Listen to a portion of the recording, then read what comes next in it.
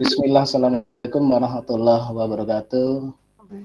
Waalaikumsalam warahmatullahi wabarakatuh. Ibu dan Bapak, para pengurus yang sudah hadir di ruang virtual malam ini, salam sejahtera, salam sehat untuk kita semua. Mudah-mudahan Ibu dan Bapak, kita semua masih dalam keadaan sehat dan bisa bersemuka hari ini dan seterusnya. Izin saya share screen ya. Silakan Pak Moko. Sudah terlihat? Belum Pak? Sudah. Ya, sudah kelihatan sudah. Ya, hari ini adalah rapat koordinasi yang bertepatan dengan tentunya dengan malam ya. Mengapa kita memilih malam? Karena kita semua tahu Ibu dan Bapak ini kalau kita hadirkan di waktu hari kerja atau jam kerja tentunya mengalami kendala kesulitan karena tugas di masing-masing unit yang tidak bisa ditinggalkan, sehingga kita memilih waktu di malam hari yang tentunya sedikit banyak mengganggu waktu Ibu dan Bapak. Tapi setidaknya perlu saya sampaikan tentang bahwa kita di dalam organisasi punya mekanisme yang harus kita jalankan bersama. Jadi harus kita laporkan juga, harus kita sampaikan, utamanya mulai malam ini 16 Juli 2022. Ada beberapa agenda yang akan kita diskusikan. Terlihat ya slide-nya ya? Terlihat Pak Moko, terlihat. Agenda kita ada 7. Yang pertama adalah ini perlu saya tandaskan ulang dan berulang-ulang tentang perkembangan organisasi dari mulai slide-nya kok nggak jalan ya Mas Wid? Iya, kalau pakai Jibit itu gitu kelemahannya Mbak Emi. Jadi ya gesernya, slide-nya nggak jalan Pak Moko. Sebentar, saya stop dulu ya. Masuk tetap. Saya pakai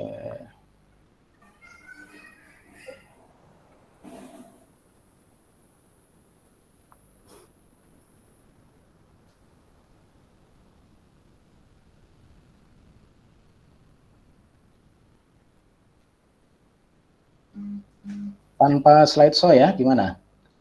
Ya udah, nggak apa-apa. Kalau ini terlihat ya? Atau mau dibantu Pak? Iya mungkin. Udah cukup. Ini udah kelihatan kok sebenarnya ini Pak Wid. Baik, kita lanjut ya.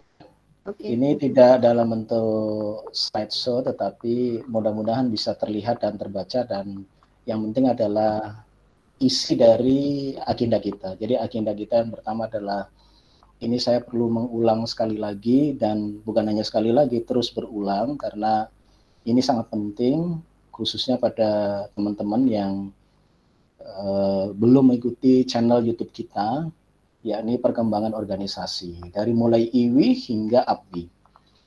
Karena di antara teman-teman juga masih menyebut istilah APWI masih dengan istilah IWI. Nah, ini karena tidak mengikuti perkembangan dan update atau menyimak yang ada di kanal YouTube, baik DPP ataupun di DP APWI KL. Kemudian yang kedua adalah arsitektur organisasi, evaluasi kinerja kepengurusan, kemudian program kerja dan kegiatan organisasi, penerbitan jurnal dan workshop menulis buku antologi, keanggotaan APWI, baik DPP maupun DPKL dan iuran keanggotaan, kemudian sosialisasi advokasi dan hukum, kemudian sosialisasi kode etik dan kode perilaku peserta profesi serta advokasi hukum di UPT.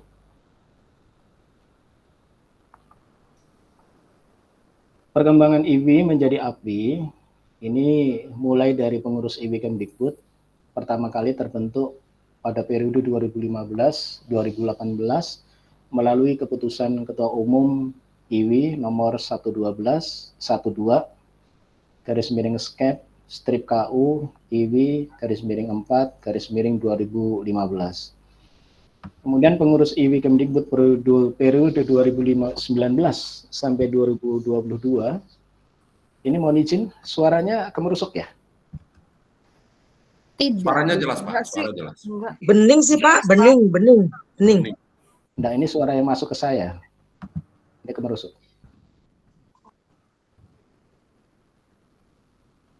Enggak tuh. Suara siapa ya yang masuk ke saya ya? Jadi suara angin gitu. Baik, Suaramu selanjutnya. kayaknya kipas angin. Ya. Pengurus IWI Kemdikbud periode 2019-2022 tertuang melalui keputusan Ketua Umum IWI nomor 01-1.1/K/SC/IWI 2019 tertanggal 16 April 2019.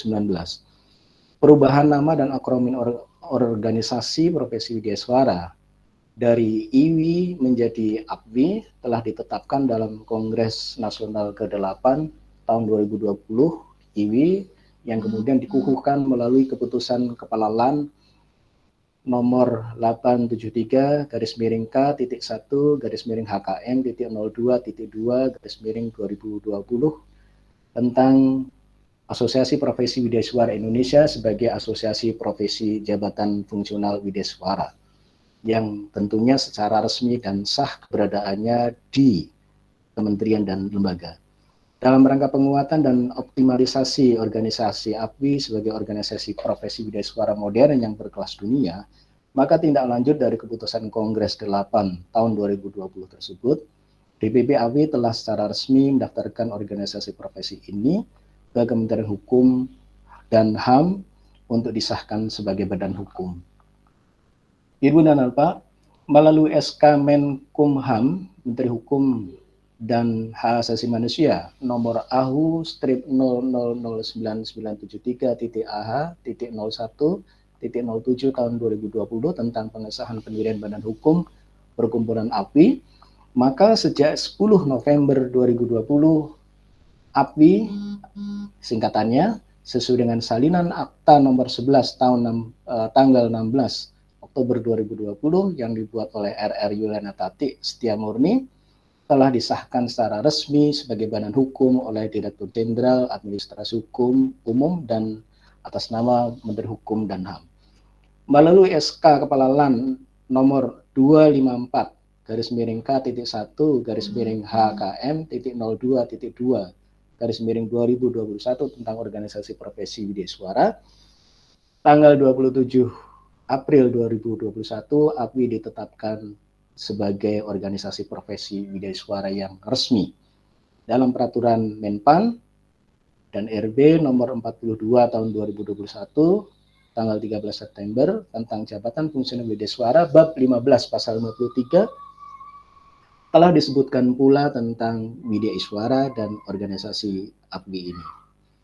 Pengesahan susunan pengurus Dewan Pimpinan APWI Kemdikbud periode 2019-2022 tertuang melalui keputusan Ketua Umum DPP APWI nomor Cap/DPP/APWI /Romawi 2/2021 tanggal 17 Februari 2021 dengan Ketua Wigatmoko dan Sekretaris Ibu Dwi Kora Hayuarti.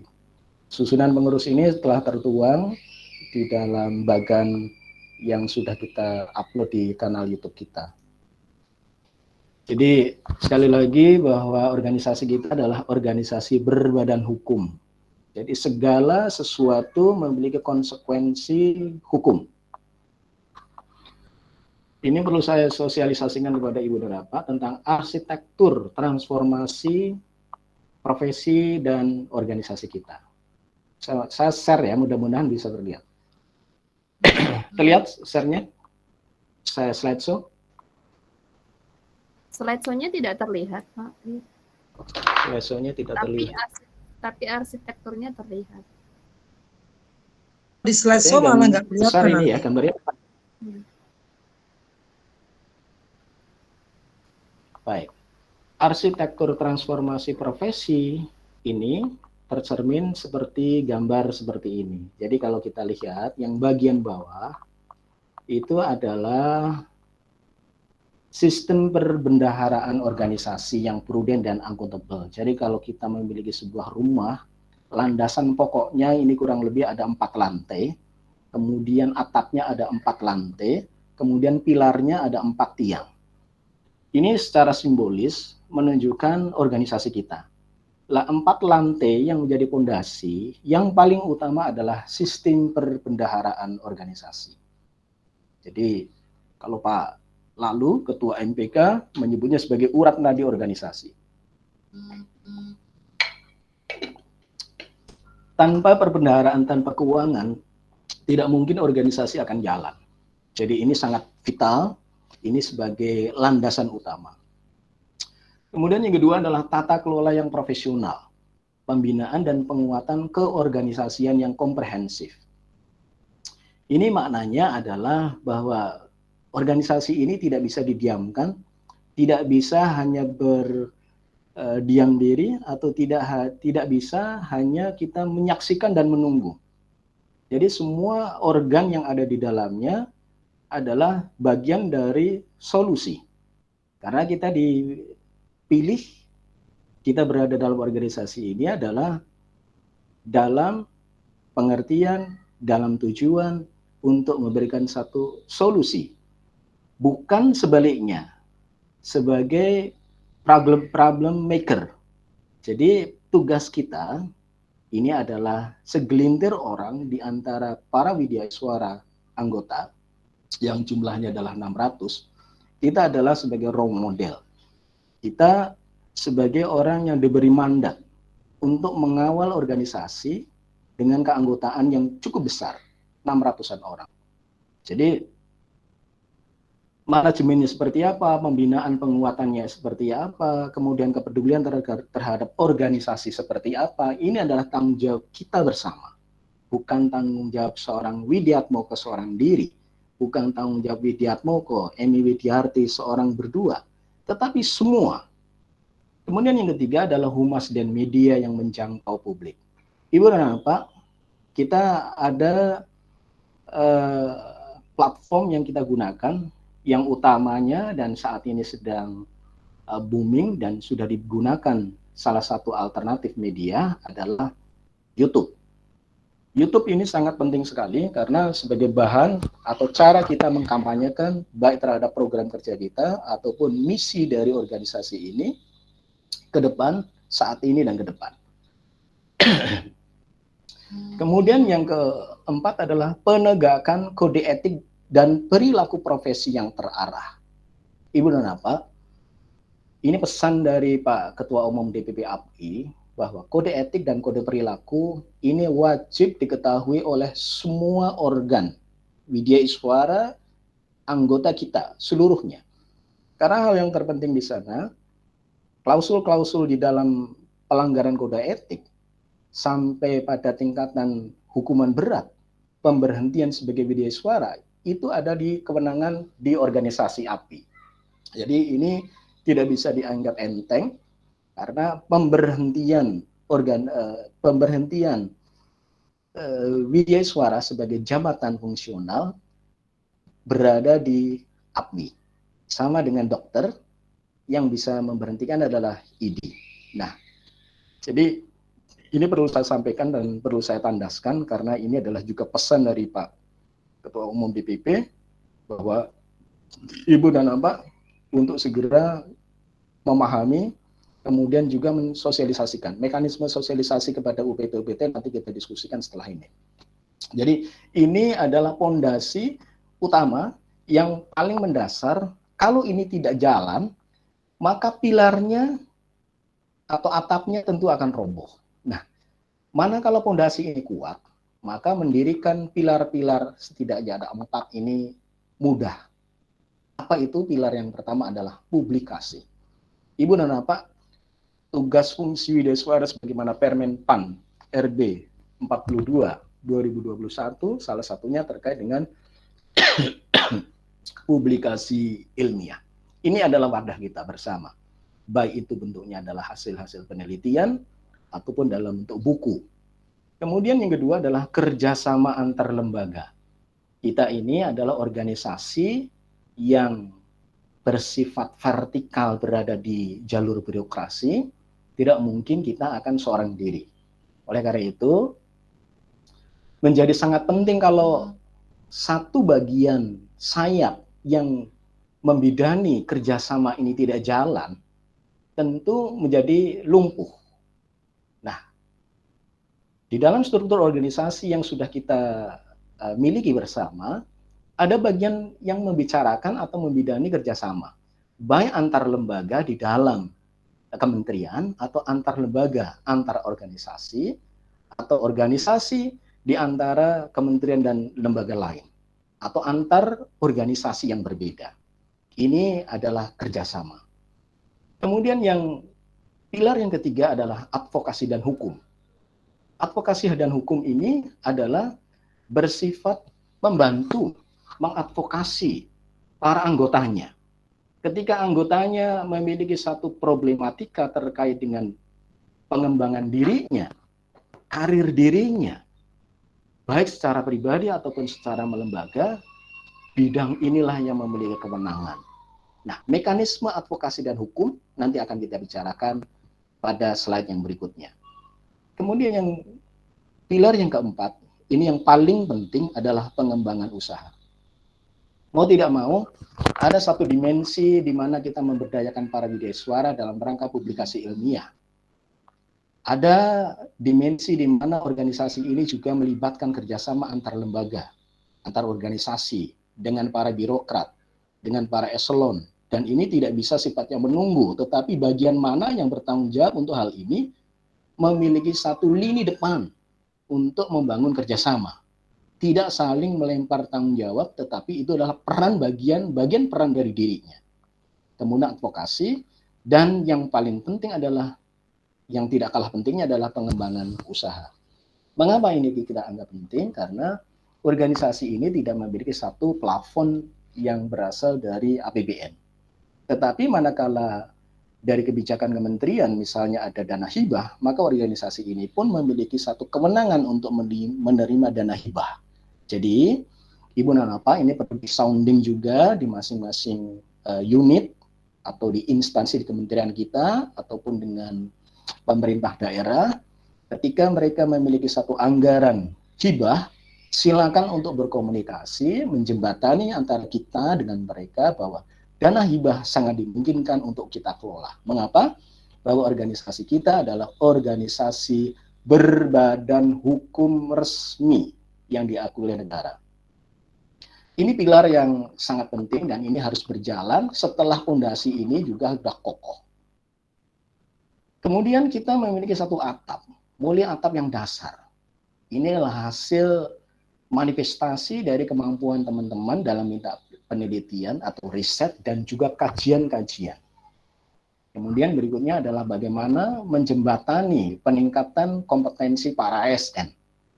Karena itu termaktub secara jelas di dalam Permen 42. Jadi bidang garap kita tidak hanya kepada WI, kepada sasaran kita pada guru, tenaga kependidikan, ya, kepala sekolah dan pengawas sekolah, tetapi lebih luas yakni ASN. Ataupun bahkan termasuk para pejabat administrator ataupun pengawas atau pejabat yang lebih tinggi. Kemudian atap yang ketiga adalah pengembangan kompetensi widesuara. Nah, widesuara ini harus kita kembangkan secara bersama, tentunya sesuai dengan alakat. Alakat itu maknanya adalah sesuai dengan kebutuhan dari widesuara yang saat ini dibutuhkan itu apa. Nah, kemudian yang terakhir adalah pengabdian masyarakat. Atap ini, 4 lapis atap ini tidak mungkin akan berjalan manakala tidak memiliki satu pilar yang kokoh. Tidak memiliki satu pondasi yang kokoh. Inilah arsitektur transformasi kita di organisasi di APWI Kementerian Pendidikan Kebudayaan Desa dan Teknologi.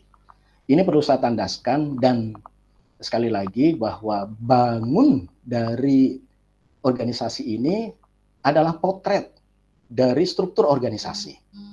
Ada struktur yang membidani pengabdian masyarakat. Kalau pengabdian masyarakat ini tidak jalan, maka atap ini akan bocor. Pengembangan kompetensi, bidang pelatihan. Kalau ini tidak jalan, maka ini atap ini pun akan bocor.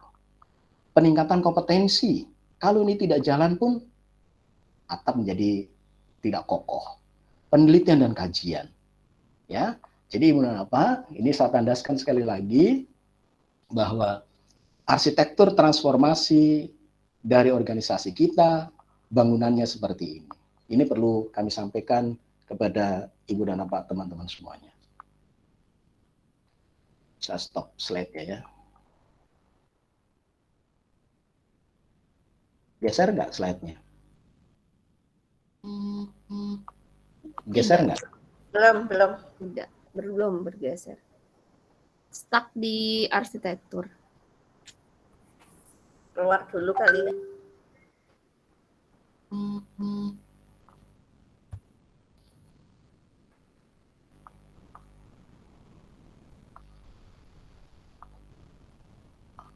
Baik, yang berikutnya hubungan kerja antara LAN dan ABI.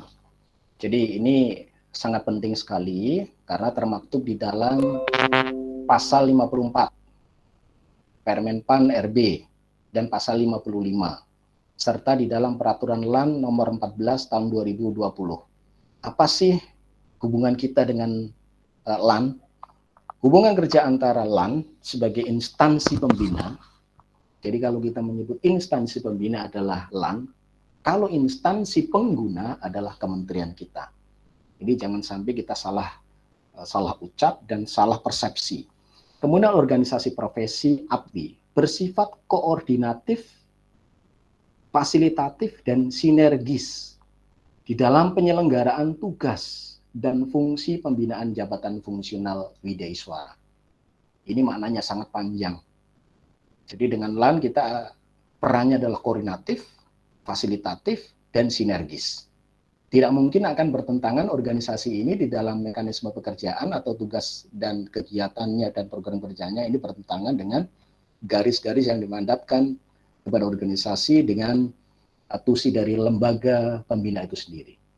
Dalam melaksanakan hubungan kerja, LAN dapat memberikan fasilitasi dalam penyusunan dan persetujuan dalam penetapan kode etik dan kode perilaku jabatan profesi wideiswara. Jadi apa? Kode perilaku ini sudah ditetapkan dan sudah disusun oleh DPP dan setelah disahkan oleh Lembaga Administrasi Negara LAN dan sudah kita sosialisasikan beberapa waktu yang lalu tanggal 6 Juli ya, 26 Juni atau tanggal berapa saya sedikit lupa itu. Dan kode etik dan kode perilaku ini pun secara resmi sudah kita sampaikan kepada Sekretaris Jenderal Kementerian Pendidikan, Kebudayaan, Riset dan Teknologi. Mengapa sasarannya adalah Sesjen? Ya, karena Sesjen adalah wakil dari instansi pengguna WI di masing-masing kelembagaan dan kementerian. Jadi wakil dari instansi pembina dari LAN untuk penggunanya WI namanya instansi pengguna yang bertanggung jawab petingginya adalah Sesjen. Dari Sesjen pasti akan didistribusikan melalui delegasi atau disposisi. Dan saya sudah mendapatkan pemberitahuan dari Sesjen ini sudah dilaporkan kepada Biro Ortala. Ortala itu organisasi dan tata laksana dan Biro SDM. Karena apa? Ini adalah dasar hukum. Ketika nanti adanya pelanggaran kode etik dan profesi, kemudian yang menyediakan adalah majelis kode etik dari organisasi ini, pasti akan bergaul dengan birokrasi. Jadi LAN nanti itu adalah akan menyetujui, kemudian instansi akan mengetahui. Jadi sifatnya diketahui dan otomatis langsung diputuskan, tidak ada tidak ada peninjauan ulang, kecuali kalau memang di dalam pelanggaran itu ada namanya keberatan, dan itu pun diatur di dalam mekanisme persidangan kode etik. Jadi ini harus tahu. Dan ini sudah kita laporkan secara resmi beberapa hari yang lalu. Ya, kebetulan yang melaporkan ini saya dengan Pak Gunawan ya, karena yang lain sibuk semua. Kemudian yang kedua adalah menjalin kerjasama dengan organisasi profesi sebagai mitra dalam penegakan kode etik, penyusunan standar kompetensi profesi, penyelenggaraan uji kom, dan sertifikasi kompetensi. Perlu kami sampaikan kepada Ibu dan Bapak semuanya, ini khususnya karena tim pengurus ini adalah orang inti yang ketika satu saat akan ditanya-tanya kepada banyak orang. Uji kom ini larinya adalah pasti kepada kita. Betul, karena kita pun di dalam hubungan kerja dengan LAN adalah di dalam pelaksanaan penyelenggaraan uji kom, kita memiliki satu peran. Ya, jadi peran ini adalah menjadi pertimbangan utama LAN untuk memutuskan seorang widesuara ya dalam hal kelulusan atau ketidaklulusan dari uji kompetensi ini atau uji kom, karena uji kom ini sifatnya sudah wajib, maka ini harus kita ketahui.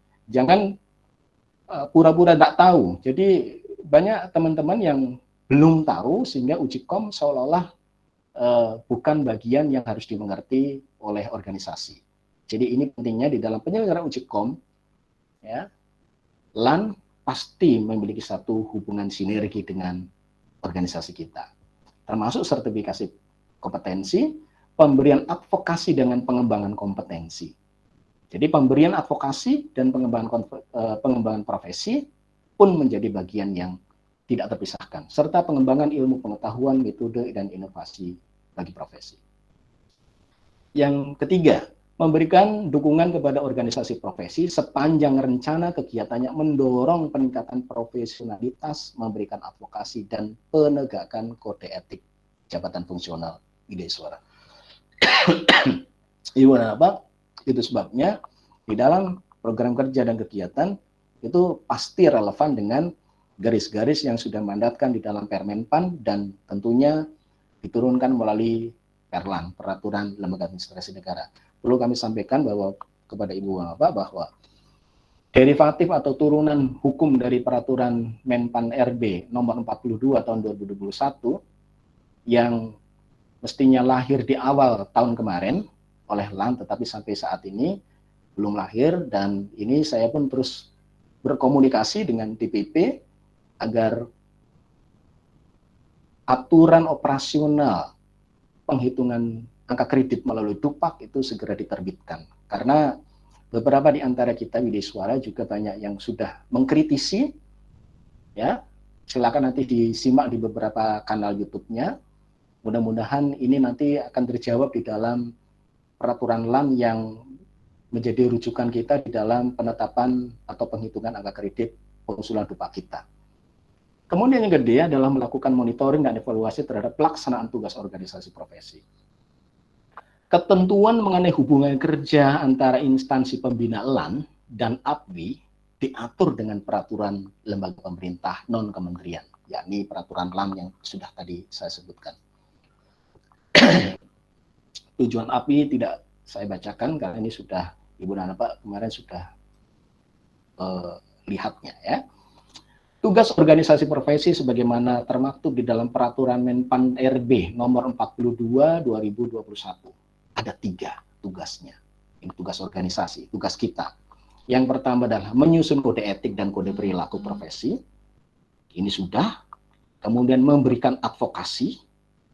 Kemudian yang ketiga adalah memeriksa dan memberikan rekomendasi atas pelanggaran kode etik dan kode perilaku profesi.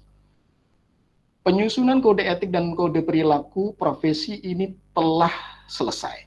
Dan beberapa hari yang lalu kita sudah sosialisasikan, kita undang para koordinator widesuara, sekalipun yang hadir itu belum seluruhnya, baru sekitar 70 sekian. Jadi ini belum maksimal. Perlu kita lakukan nanti sosialisasi per UPT. Nanti saya akan memberikan satu tugas tambahan namanya task force atau satgas untuk sosialisasi kode etik di setiap UPT ini, sehingga teman-teman widesuara ini semuanya wajib tahu. Kemudian memberikan advokasi, memeriksa, memberikan rekomendasi atas pelanggaran kode etik. Jadi pelanggaran kode etik yang bersumber dari WI atau non-WI, baik itu peserta pelatihan, yang terkait pada pelanggaran yang dilakukan oleh widesuara, itu akan dilakukan pemeriksaannya oleh organisasi, oleh APWI. Jadi ini bukan main-main. Jadi ini tegas sekali ya tentang pelanggaran kode etik yang seperti apa nanti bisa dilihat di dalam peraturan tentang kode etik itu sendiri. Nah, yang kedua adalah tugas memberikan advokasi. Advokasi maknanya adalah apa sih? Yang satu dalam bentuk pengembangan profesi. Manakala organisasi memberikan pengembangan atau memfasilitasi pengembangan profesi, maka itu adalah bagian dari memberikan advokasi. Yang kedua adalah memberikan perlindungan profesi. Nah, perlindungan profesi itu maknanya adalah baik terkait dengan profesi WI secara individu ataupun profesi widya suara secara melembaga di masing-masing instansi. Kemarin sudah ada edaran jadi surat Menpan dan surat edaran dari LAN. Secara organisatoris saya sudah berkomunikasi di antara para ketua APWI, kementerian dan lembaga. Dan secara resmi sudah kita sampaikan kepada Sekretaris Jenderal Kementerian Pendidikan, Kebudayaan, Riset dan Teknologi. Tentangnya adalah sama, yakni adalah permohonan penetapan kelas jabatan. Kita tidak bisa membiarkan organisasi hanya berdiam diri, tetapi mengawal dari rujukan surat Menpan dan surat LAN. Apa itu memperlemah? Tidak. Justru kita diminta oleh DPP untuk terus mengawal hal ini, yang masing-masing kelembagaan atau kementerian di organisasi kementerian ini diberi keleluasaan masing-masing. Beberapa di antaranya adalah berkirim surat seperti yang sudah kita lakukan. Beberapa di antaranya adalah melalui pendekatan-pendekatan yang sifatnya lain daripada yang kita lakukan. Karena kita melakukan seperti ini adalah kita memahami BI dan termasuk para pengurus kita mayoritas atau secara menyeluruh 99% BI kita adalah BI karir yang tentu memiliki sentuhan yang berbeda dengan mereka yang bukan karir, ya. Jadi ini sudah kita berkirim surat dan hasil dari surat dari Ibu Sesjen kemudian larinya kemana pun sudah diinformasikan kepada saya dan juga sekretaris, sudah saya kirimkan kepada sekretaris untuk diketahui, ya. Penyelenggaraan program yang mendukung kesejahteraan pejabat fungsional ini sudah dilakukan oleh DPP dan ini perlu saya tandaskan sekali lagi bahwa kepemimpinan Pak Budiarso di DPP API ini sungguh sangat berbeda dari kepemimpinan sebelumnya. Dari tahun 2013 sejak zaman Pak Istiarso kemudian Pak Al-Muktabar 2015-2018. Ternyata Pak Budiarso sentuhannya salah satunya adalah peningkatan atau perubahan tunjangan jabatan fungsional melalui Perpres. Kemudian penetapan kelas jabatan. Ini adalah perjuangan yang patut kita hargai karena tidak ada organisasi yang seperti seintens seperti ini, dan ada dua perjuangan yang sudah dilakukan APBI, yang ketiganya adalah berupa BUP, batas usia pensiun, dan ini sudah dimasukkan di dalam klausul rancangan undang-undang manajemen ASN. Jadi kalau kemarin di manajemen ASN nomor 5 2014 tidak disebutkan tentang BI, maka BI sudah diinsertkan ada di sana termasuk BUP, batas usia pensiun. Mudah-mudahan ini sudah sudah mendapat perhatian dari Menpan. Kebetulan ke Pak Menpan Pak Cahyo kemarin wafat, tapi oleh Ibu Ses Menpan ini sudah diterima dan di Sekretariat Negara. Dalam waktu dekat dijadwalkan akan ketemu dengan beraudiensi dengan anggota Dewan. Mudah-mudahan kita mengandalkan betul dari kekuatan teman-teman di DPP yang memiliki satu akses di anggota Dewan. Peningkatan pengabdian kepada masyarakat. Nah, ini tadi payungnya adalah kalau kita ngomong arsitekturnya, ini adalah atap yang paling tinggi. Apa sih pengabdian kepada masyarakat? Ya. Kemudian penerimaan penyampaian aspirasi dari pejabat fungsional. Bagaimana menerima dan menyampaikan aspirasi dari teman-teman BDI Suara kepada lembaga yang relevan, kita atur mekanismenya. Jadi tidak hanya dengan WA, kemudian ngumpul di WA lalu bingung sendiri mengeksekusinya seperti apa. Karena semua orang berlomba-lomba untuk menambahkan informasi-informasi yang tidak terstruktur, kemudian tidak jelas luntrungannya, lari kemana dan bagaimana pemecahannya. Gimana Pak? Fungsi organisasi APWI ini kemarin sudah saya singgung. Yang pertama, pembinaan pengembangan profesi, pemberian perlindungan hukum dan advokasi, pemberian rekomendasi kepada majelis kode etik instansi pemerintah terhadap pelanggaran kode etik profesi dan perilaku. Jadi rekomendasi ini akan disusun oleh majelis kode etik setelah mendapat laporan dari pihak yang mendapat laporan dari oknum atau bidik suara yang melakukan pelanggaran kode etik. Penyelenggaraan usaha untuk meningkatkan kesejahteraan anggota. Ibu dan Bapak, transformasi profesi dan organisasi APWI ini saya sedikit banyak sudah berulang kali menyinggung tentang inisiatif strategi dari DPP ada 20. Nanti silakan baca slide-nya, ada 20. Tetapi yang ingin saya tandaskan, kita memiliki satu GBPK, garis-garis besar program kerja 084 Dewan Pimpinan APWI Kemdikbud Ristek. Ini sudah ada, nomornya adalah 084 tahun 2021. Ini sudah kita share.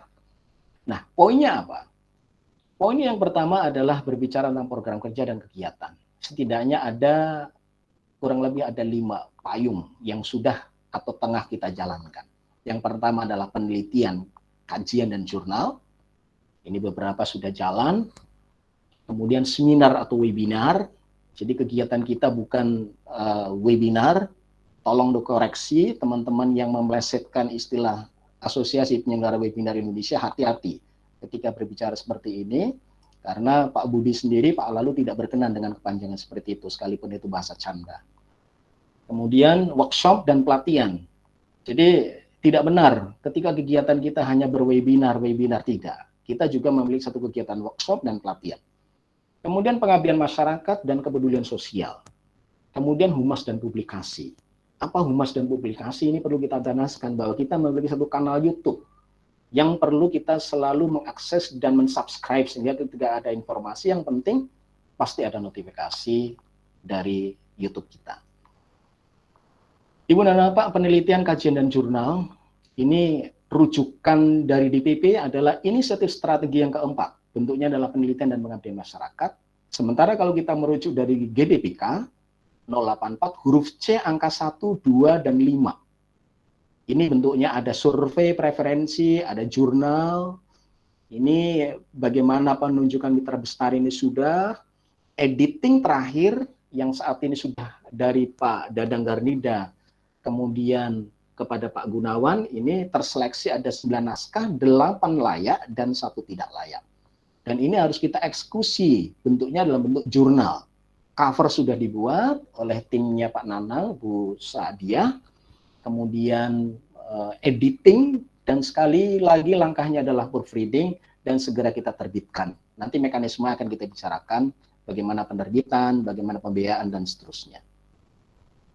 Ibu dan Bapak, penelitian yang berikutnya adalah naskah akademik, yang tentunya kemarin sudah kita selesai karena seiring dengan naskah akademik tentang penyetaraan kelas jabatan yang sudah dieksekusi oleh DPP APWI. Karena bagaimanapun ini sudah kita laporkan secara resmi kepada DPP, dan tindak lanjutnya terakumulasi dengan lahirnya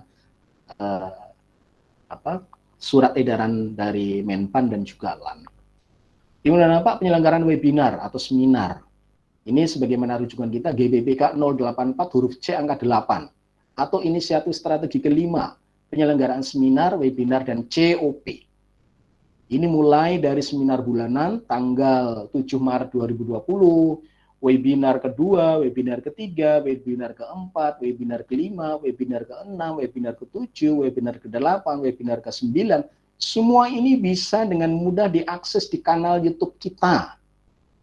Jadi ketika nanti Ibu dan Bapak ditanya apa kegiatan APWI, ini ditonjolkan, sosialisikan kepada mereka. Sampaikan bahwa kita telah berbuat, salah satu terkait dengan webinar adalah seperti ini. Dan terus akan kita jalankan. Webinar ke-10, 11, 12, 13, 14, 15, 16. Ini pun semua sudah ada di kanal YouTube. Tanggalnya berapa, kanal linknya seperti apa, sudah ada lengkap semua. Webinar 17, 18, yang terakhir kemarin 18, tanggal 12 Oktober 2021. Setelah ini kita vakum, ya, Tentunya ini bukan vakum maknanya berhenti, tetapi karena kita memperhatikan teman-teman yang membidani ini, bidang 1 khususnya, itu memiliki kesibukan dari unit kerja yang berbeda, sehingga kita belum mengeksekusi kembali. Tetapi nanti setelah ini akan kita lakukan kembali, sehingga program-program yang telah kita canangkan di dalam GBPK patut untuk kita lanjutkan secara paralel. Penyelenggaraan workshop dan pelatihan, rujukannya adalah GBPK, huruf C, angka 3 dan 10. Rujukan inisiatif strategi yang ketiga, peningkatan kualitas pelatihan, pengembangan pelatihan, dan penjaminan mutu pelatihan untuk peningkatan kompetensi ASN. Apa yang dilakukan ini yang pertama adalah sudah workshop yang pertama penyusunan naskah akademik. Ini sudah saya singgung tadi.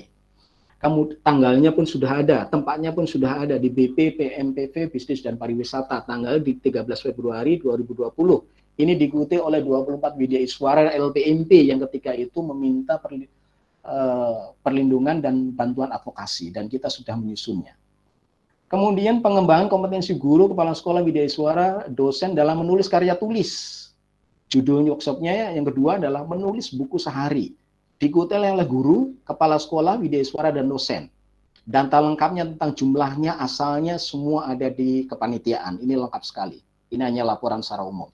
Tepatnya adalah PM4TK Bisnis dan Pariwisata atau BPPPMPV Bisnis dan Pariwisata, tanggal 1 Maret 2020. Yang ketiga adalah pengembangan kompetensi guru dalam menerapkan IT dalam pembelajaran. Ini adalah workshop daring, aplikasi IT dalam pembelajaran. Tanggalnya 11 sampai 14 Mei 2020. Bisa dilihat di kanal YouTube ini. Yang berikutnya adalah pengembangan kompetensi guru bahasa Jerman. Pembelajaran bahasa Jerman tanggal 14 sampai 16 Mei 2020. Berarti 2 tahun yang lalu. Pengembangan kompetensi guru bahasa Jerman dalam desain pembelajaran dan penerapan kurikulum. Ini bentuknya adalah pelatihan daring yang kelima. Guru bahasa Jerman yang berjudul Schüler Aktive Render Unterricht in Deutsch Curriculum, tanggal 20 hingga 26 Juni. Bisa diikuti di kanal YouTube yang ini. Ini adalah bentuk workshop dan pelatihan. Jadi bukan webinar tidak. Ini bentuk GBPK huruf C, angka 3 dan 10. Pengabdian masyarakat dan kepedulian sosial. Beberapa tahun yang lalu kita telah membantu semampu dengan keuangan organisasi kepada teman-teman yang berasal dari PM4TK Bahasa, kepada PM4TK Penjas dan BK, kepada Widya Iswara dari BPPMPV KPTK Goa, BPP MPV KP3 Goa, LPMP DKI, BPPMPV Pertanian Cianjur. Saya harus menyebutkan ini karena ini adalah bagian yang tidak terpisahkan dari garis-garis program kerja GBPK 084. Jadi dimandatkan apa yang kita salurkan kepada teman-teman, karena kita baru sampai saat ini baru melakukannya seperti ini. Ya, nanti ketika teman-teman untuk bidang ini nanti memiliki inisiatif yang berbeda lebih dari ini, welcome.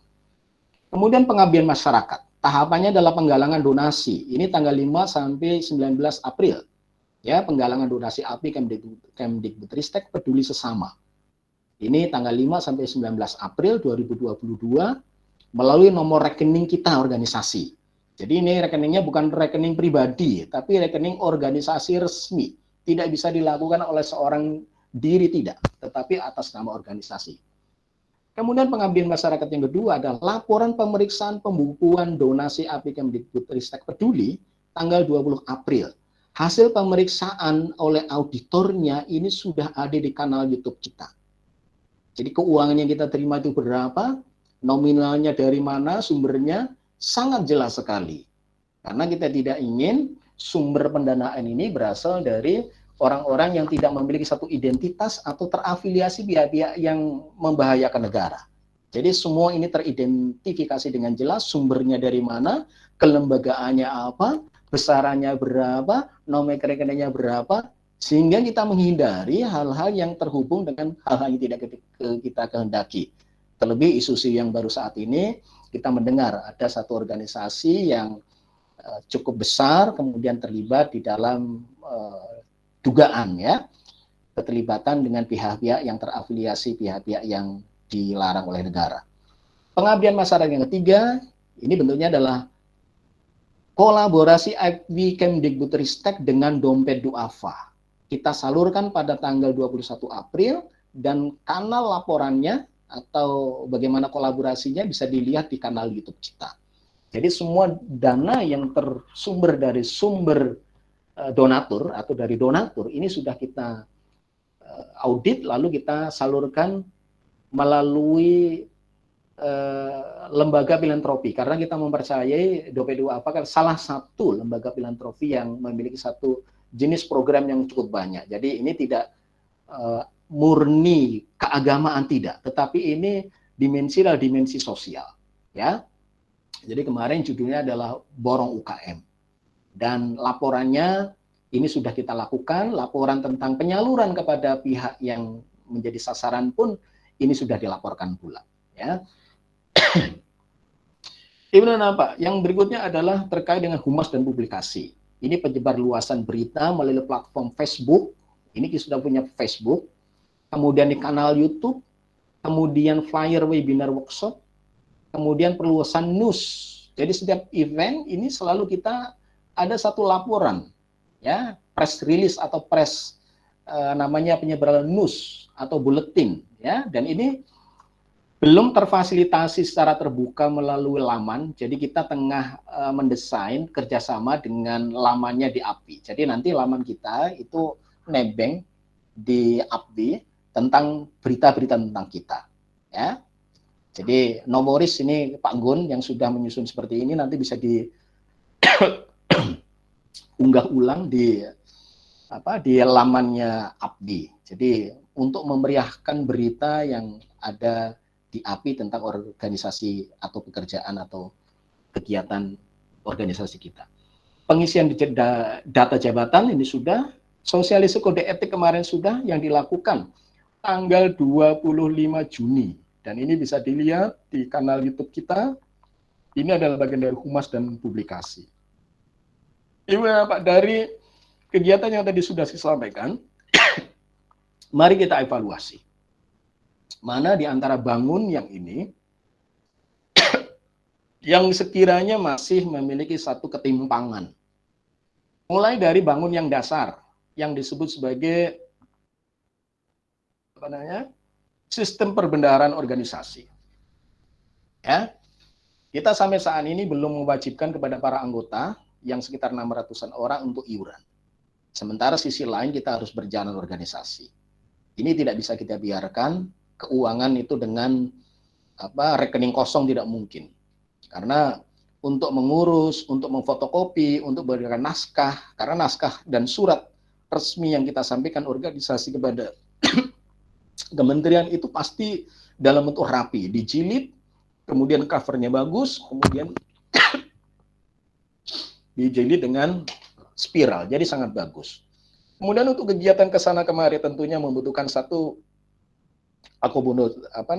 transportasi yang tidak gratis, ya. Kita dengan Grab, dengan Gojek online, ya. Ataupun untuk kegiatan-kegiatan yang lain yang tidak mungkin. Kalau Pak Lalu, Ketua MPK menyebutnya sebagai urat nadi, ya, urat nadi organisasi. Jadi sistem perbendaharaan kita dengan program kerja yang termaktub dengan GBPK, sementara kita beberapa di antaranya masih timpang, perlu kita benahi bersama, ya, khususnya di sistem perbendaharaan.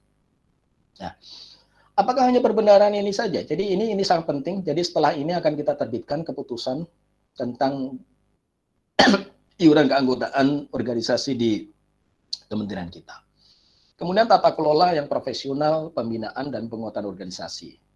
Teman-teman, saya berharap di dalam keterlibatan sumbang pikiran dan sumbang solusi dari teman-teman ini menjadi prioritas. Bukan sumbang sebagai donatur masalah. Ya, kita bisa melemparkan masalah, tetapi yang kita harapkan bukan melemparkan masalah. Kita bukan mengharapkan donatur masalah. Tapi yang kita harapkan adalah solusi. Solusinya apa? Dan solusinya dalam bentuk tindakan. Ya, bukan omongan, bukan pikiran, tetapi solusinya seperti apa. Kemudian adalah humas dan media. Ini humas yang dikomandoi Pak Nanang, ini sebagian besar tadi sudah saya sebutkan dari dalam kanal YouTube. Jadi setiap kegiatan-kegiatan yang kita lakukan pasti berimbas pada Pak Nanang. Pak Nanang tolong diunggah di kanal. Pak Nanang seketika juga pun langsung sigap dan langsung mengunggahnya. Jadi saya memberikan apresiasi yang sangat tinggi kepada Pak Nanang dan timnya, karena saya harus hargai dan mengakui ya, Pak Nanang memiliki satu kelebihan di dalam pekerjaan ini, tidak banyak bicara tetapi seketika itu ada tugas, selesai saat itu. Tidak harus sampai berhari-hari. Saat itu juga saya apresiasi dan ikut bangga memiliki salah satu anak anggota namanya Pak Nanang ya. Penegakan kode etik dan perilaku profesi. Nah, Ibu dan Bapak, karena ini mandat dari Ketua Umum DPP tentang dan juga Ketua MPK Pak Lalu tentang kode etik dan perilaku ini agar dikawal sampai kepada semua widya suara, makanya kita penting untuk membentuk namanya komite, ya, komite kode etik dan perilaku profesi, ya. Jadi ini catatan khusus. Nah, bagaimana dengan publikasi ilmiah? Publikasi sebagai tiang atau pilar yang pertama saat ini terhenti di Pak Gunawan. Sudah menyeleksi dari 9, terakhir ada 8 naskah yang mayoritas itu belum ada abstraknya. Kemarin saya sudah minta kepada Bu Indri untuk alihkan dari bahasa Indonesia ke bahasa Inggrisnya, abstraknya, karena beberapa yang disampaikan oleh Pak Gunawan lapor kepada saya itu, ketika mereka berkomunikasi kepada penulisnya, mayoritas no respon, no reply. Ini jatuh kendala sendiri, sehingga Pak Gunawan terus terang mengalami satu upaya yang kemarin sedikit banyak menjadi hambatan. Dan ini harus segera kita eksekusi, karena penerbitan pertama ini harus jalan di bulan ini, di bulan Juli, apapun hasilnya, tetapi dalam kondisi yang paling sempurna, termasuk mekanisme penerbitan ber-ISSN, bagaimana ngurus ISSN, bagaimana pencetakannya, tentu ini tidak lepas dari perbendaharaan, jadi keuangan, ujung-ujungnya keuangan. Nah, mekanisme seperti apa nanti kita atur, apakah mereka yang menulis ini diwajibkan untuk membayar, atau lalu ada subsidi dari organisasi. Saya sudah juga berkomunikasi dengan pihak DPP, alternatif subsidi akan kita mintakan dengan catatan rasionalitas kita yang kita ajukan pun mengedepan. Jadi kita nggak mungkin akan meminta sesuatu yang tidak rasional, karena semua kegiatan yang terkait dengan organisasi ini selalu intensif saya komunikasikan kepada pihak DPP. Jadi ini penting sekali, dipublikasi menjadi prioritas juga, pilar yang pertama, kerjasama antar lembaga. Saya minta di bagian kerjasama ini tidak hanya melemparkan pekerjaan-pekerjaan atau isu-isu yang sifatnya problem, ya, atau masalah. Lakukan. Kerjasama yang dilakukan itu apa? Jadi kerjasama ini penting karena ini masih vakum, ya. Ini di bagian kerjasama silakan. Jadi setiap anggota harus memiliki peran tanggung jawab yang ada rasa sense of belonging. Oh, saya bagian kerjasama, saya harus ngapa sih? Nah, gitu. Jangan sampai urusan kerjasama tapi yang diurusin yang lain, nggak fokus. Ya.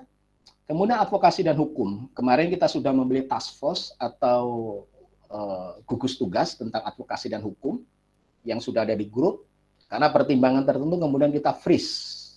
Karena Pak Rinson sebagai wakilnya, Bu Yeni sebagai ketuanya, ini tahu persis kondisi hukum yang akan kita lakukan, sehingga kita saat itu kemudian menghentikan, ya, karena tidak lepas dari juga pendanaan yang kita notabene dari sisi kas adalah Bu Yoga nanti bisa menyampaikan secara terpisah, ya. Kemudian pengembangan usaha sampai saat ini itu masih nol. Ini sangat penting.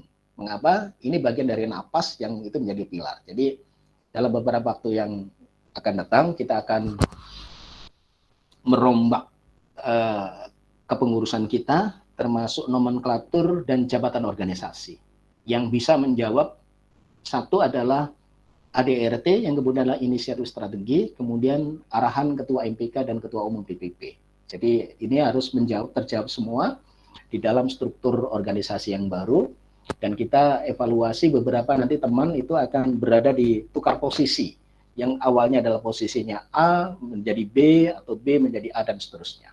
Ya, ini semua dalam rangka memperkuat bangun arsitektur organisasi kita. Kemudian penelitian dan kajian. Ini kenapa ini sangat penting.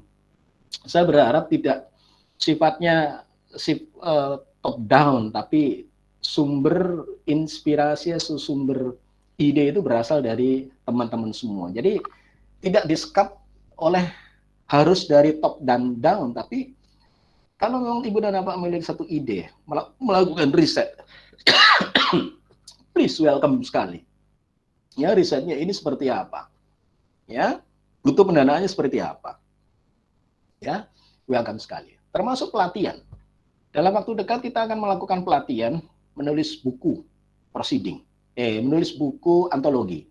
Dan saya sudah minta Bu Emi, sekretaris, untuk membuatkan satu RAB yang bisa kita ajukan untuk subsidi dari DPP. Dan saya sudah komunikasi dengan pihak DPP, beliau sudah welcome. Jadi tolong nanti teman-teman yang membidang di bidang pelatihan, khusus dalam waktu dekat kita akan melakukan pelatihan menulis buku antologi dan juga penerbitan tadi, di penerbitan ini, untuk segera mengeksekusinya, desainnya, dan kita menambahkan SDM baru yang mudah-mudahan nanti bisa berkontribusi sangat signifikan di dalam nomenklatur yang baru, ya, dan kepengurusan yang beberapa kita tambahkan sumber daya yang kita harapkan bisa memperkuat organisasi kita, tentu dengan track record pengalaman dan passion atau kemauan yang kuat. Kita tidak membutuhkan orang yang mampu, titik, tetapi kita membutuhkan orang yang mau, koma, mau dan mampu. Indonesia kita sudah terlalu banyak ya memiliki orang-orang yang mampu, tetapi yang kita butuhkan adalah orang yang mau dengan kemampuan yang dimiliki.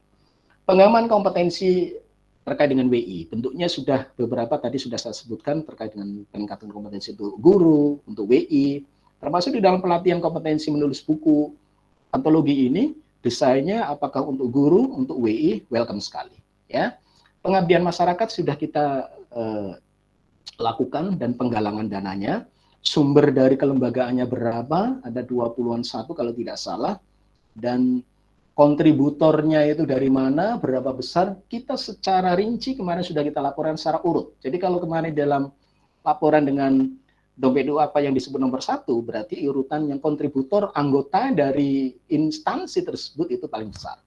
Ya, urutannya seperti itu. Baik, Ibu dan Bapak, dari bangun yang kita miliki, arsitektur yang kita miliki seperti ini, tentu kita memiliki satu catatan bahwa organisasi, satu, ada pilar, ada pondasi, ada atap yang sekiranya masih perlu kita perkuat. Ya, untuk pondasi. Ya, pondasi yang paling urgen untuk kita segerakan adalah sistem perbendaharaan organisasi.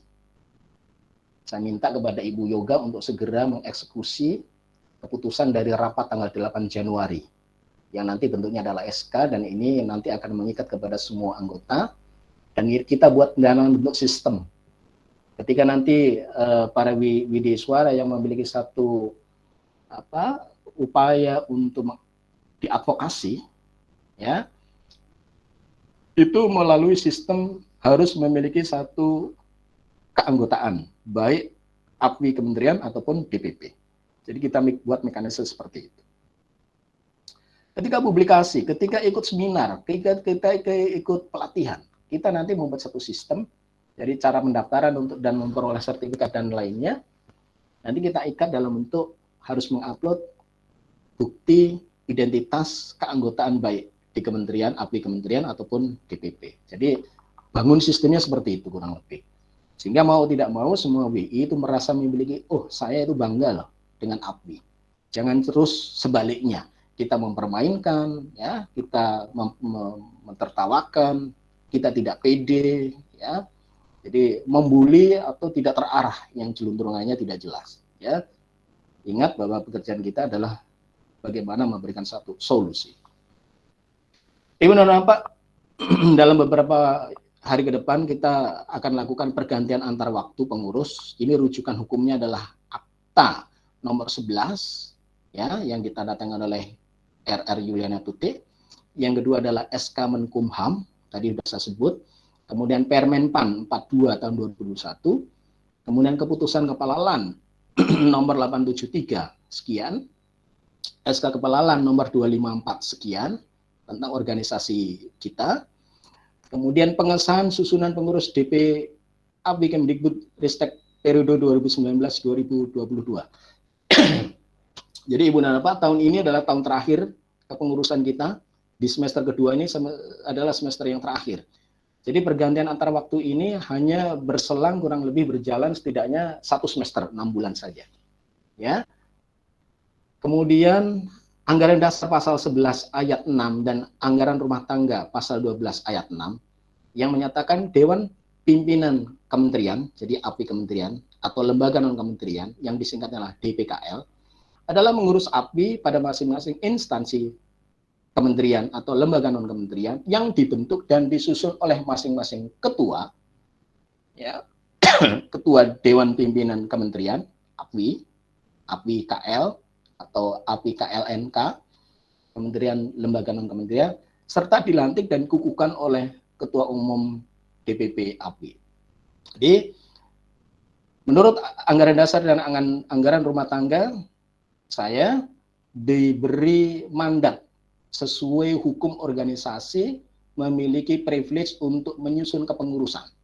Jadi nanti Ibu dan Bapak, beberapa di antaranya sudah saya komunikasi secara telepon, ya, adanya pergantian antar waktu. Kemudian kapan itu pengesahannya dan kapan pelantikannya, yang ini yang perlu kami tawarkan kepada teman-teman semua. Pengesahannya ini saya sudah komunikasi dengan DPP, ya. Sekarang tinggal pelantikannya. Saya membutuhkan waktu ancang-ancang setidaknya di hari Sabtu ini, tanggal 9 siang, jam 13 sampai selesai. Saya tawarkan kepada Ibu dan Bapak. Jadi kita akan melakukan pelantikan pergantian antar waktu pengurus itu besok tanggal 8 Juli 2022 mulai pukul 13 sampai selesai. Ada yang 8 atau 9? tanggal 9 Juli. Sabtu 9. 9 Juli. Ya, 9 Juli. Bagaimana Ibu dan Bapak? Ya. Ya, jadi 9 Juli Sabtu 2022 pukul 13.00 sampai selesai. Oke ya, jadi informasi ini sekaligus ada yang berpandangan berbeda. Mengapa kita mencari hari Sabtu? Kita menyisir hari yang mana rata-rata off dari tugas dari masing-masing unit kerja. Ya. Alternatif lain adalah hari Minggu adalah hari keluarga. Alternatifnya adalah malam hari. Jadi ini tawaran pertama, ini harus segera selesai karena kita harus segera untuk bertindak untuk melakukan mengeksekusi beberapa hal yang harus kita lakukan segera. Sepakat? Iya. Baik. Saya ketok palu, sepakat. Jadi saya ulang, besok tanggal 9 Juli, hari Sabtu, saya ulang ya, Sabtu,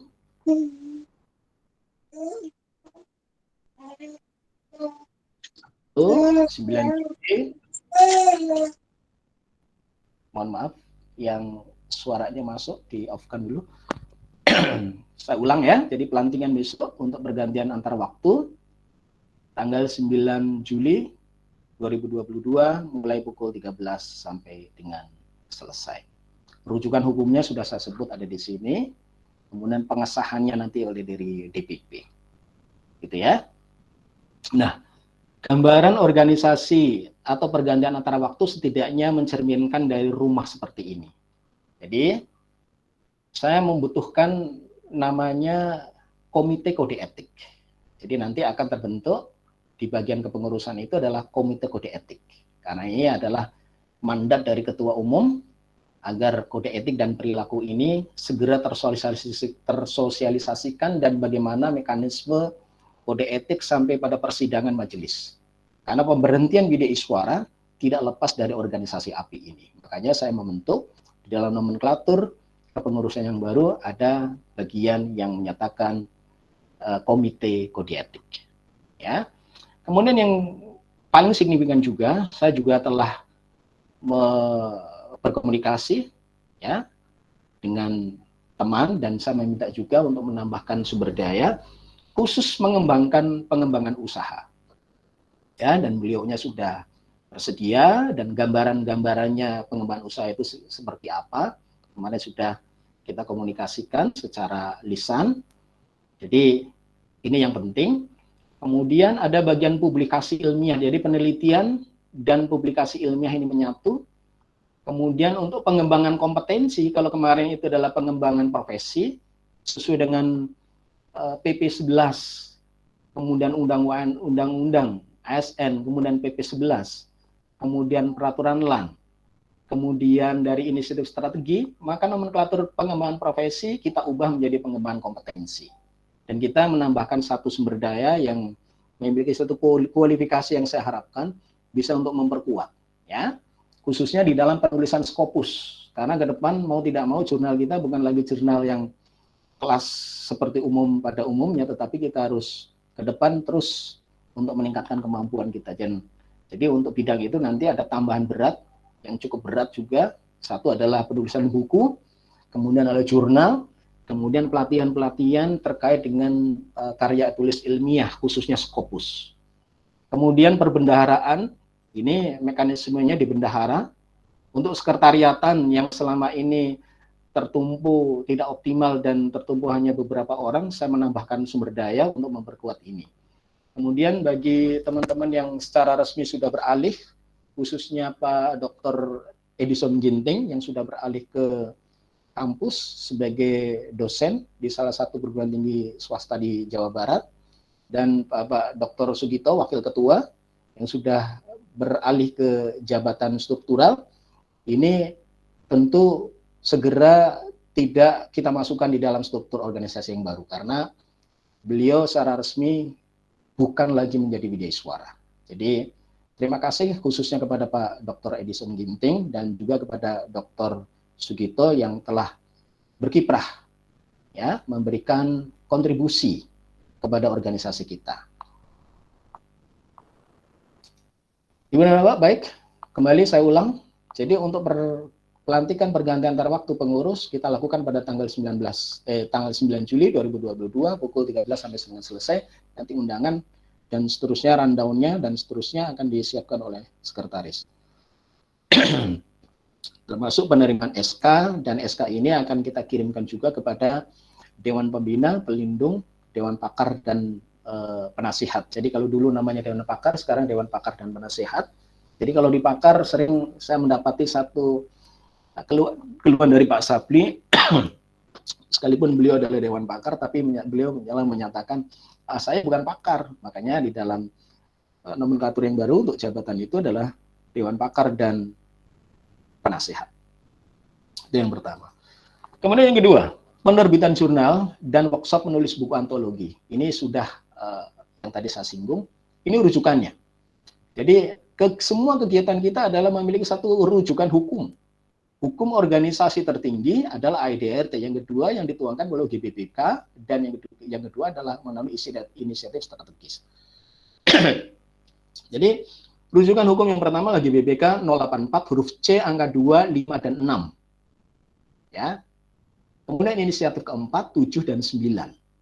Bentuknya adalah penelitian, pengabdian masyarakat, peningkatan kualitas jurnal online, pengembangan badan penerbit. Ini oleh DPP. Nah, yang kita lakukan adalah berkontribusi di dalam penerbitan. Kemarin saya sudah menginisiasi menerbitkan salah satu buku saya di badan penerbit. Dan dalam waktu dekat, Pak Gunawan akan menerbitkan juga, dan saya berharap kepada teman-teman untuk melakukan hal yang sama. Beberapa di antaranya sudah berkomunikasi, Bu Indri dan lainnya ya, termasuk buku antologi yang nanti akan kita lakukan melalui workshop. Nanti produknya adalah produk buku, dan ini akan kita terbitkan di badan badan penerbit API yang namanya BPPD. Jadi yang membesarkan kalau bukan kita siapa? Ya, jadi kita berkontribusi kepada organisasi dan satu sisi adalah dalam rangka meningkatkan kompetensi kita. Ini rujukannya. Untuk kegiatannya adalah workshop menulis buku antologi. Ini penanggung jawabnya adalah bidang pengembangan kompetensi atau Bangkom. Jadi nanti teman yang memiliki satu bidang ini memiliki peran tanggung jawab di dalam kegiatan workshop. Sasarannya nanti bisa WI, guru, kepala sekolah dan pengawas, tendik, atau yang lain, termasuk pemerhati pendidikan yang terkait dengan temanya. Desainnya ini sudah kita diskusikan, ini Pak Gunawan sudah mendiskusikan tentang desainnya. Nanti setelah ini nanti akan kita eksekusi polanya, kemarin adalah pola 32, ini in-nya adalah 4 jam, on pertama adalah 6 jam, on kedua adalah 22 jam, mekanismenya sudah diatur, nanti secara teknis akan didiskusikan oleh timnya Pak Gunawan dan bidang 1. Waktunya kita akan menggunakan waktu yang di luar asumsi setiap kantor melakukannya, teman-teman dari setiap lembaga unit kerja akan melakukannya. Jadi kita melakukan di luar hari kerja, yakni setiap Sabtu, mulai pertengahan Juli hingga Agustus, kurang lebih 1 bulan. 1 bulan ini wujudnya adalah dalam bentuk sudah final, dalam bentuk dummy. Desain ini kemarin sudah kita simulasikan, ya, dari mulai awal, karena awalnya ini bukan awal kosong. Jadi ketika syaratnya itu sudah ada syarat mereka sudah memiliki naskah. Jadi bukan kosong. Karena kita berharap tulisan ini tulisan yang sudah berbobot, yang sudah disiapkan, tapi belum sempat diterbitkan. Nah, itu dia. Kemudian mekanisme pendanaannya adalah mekanisme mereka yang ber-KTA mendapat satu diskon. Diskon ini belum kita finalkan, ini baru ancangan kurang lebih 20%. Untuk yang non ber-KTA ini berbiaya penuh. Jadi bagaimanapun di dalam kegiatan kita akan memperlakukan secara berbeda kepada mereka yang memiliki KTA. Apa kompensasinya? Salah satunya di dalam kegiatan menulis ini mendapat satu pembiayaan, mendapat subsidi selain dari dia. Karena 20% ada diskon, ini baru ancangan ya. Berarti 20% sisanya adalah subsidi. Subsidi ini sudah kita komunikasikan kepada pihak DBP karena DBP sudah menyebut gembira. Dan ini saya minta kepada wakil sekretaris untuk segera menyusun RAB-nya. Produknya adalah buku antologi. Jadi mengapa buku antologi ini menjadi tagihan atau produk? Karena perintah. Apa yang memerintahkan adalah undang-undang organisasi atau peraturan hukum organisasi. Undang-undang atau peraturan rujukan hukum tertinggi organisasi adalah ADRT yang tertuang di dalam GBBK. Ini sudah saya sebut tadi. Ya. Kemudian yang kedua adalah kegiatan penerbitan jurnal ilmiah Widya Karya Indonesia ber-ISSN. Kalau buku ber-ISBN, ini ber-ISBN. Ya. Kalau jurnal adalah ber-ISSN. Ke depan jurnal ini tidak hanya ber-ISSN saja, tetapi memiliki satu tingkatan, SINTA. Setidaknya nanti ada SINTA 1, SINTA 2, dan seterusnya. Ya, ini penanggung jawabnya adalah bidang Bangkom, ini masih sama. Sasarannya adalah WI, guru, dan tendik.